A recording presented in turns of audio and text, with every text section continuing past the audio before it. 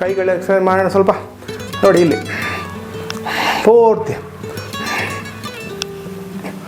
ಕೈಗಳು ಸ್ಟ್ರೈಟಾಗಿ ಎತ್ಕೊಂಡು ಕಿವಿಗೆ ತಾಕಬೇಕದು.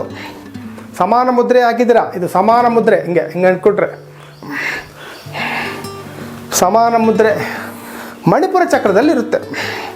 ವಾಯು, ಪ್ರಾಣವಾಯು, ಅಪಾನವಾಯು, ಸಮಾನವಾಯು, ವ್ಯಾನವಾಯು, ಉದಾನವಾಯು, ಇವೆಲ್ಲ ಪಂಚವಾಯುಗಳು.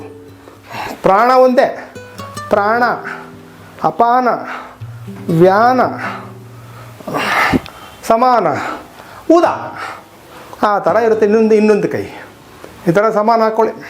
ಪೂರ್ತಿ ನೋವುಗಳು ಹೋಗ್ತವೆ ರೀ, ಎಲ್ಲಿದ್ರೂ ನೋವು ಅವೆಲ್ಲ ಹೋಗ್ತವೆ. ಕೈಗಳು ನೋವಾಗಲಿ, ಒಬಿಸಿಟಿ ಆಗಲಿ, ಬಿ ಪಿ ಆಗಲಿ, ಡಯಾಬಿಟಿಕ್ ಆಗಲಿ, ಪೂರ್ತಿ ಹಿಂದಕ್ಕೆ ತಿರುಗಿಸಿ.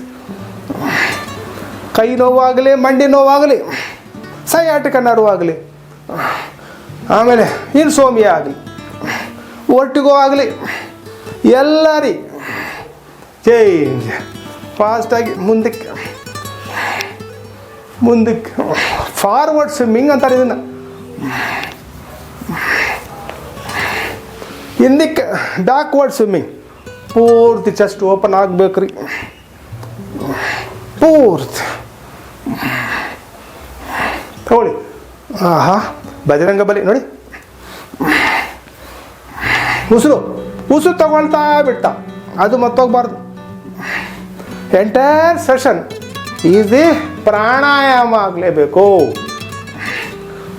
ಆಸನಗಳ ಜೊತೆ. ಅದೇ ಯೋಗ.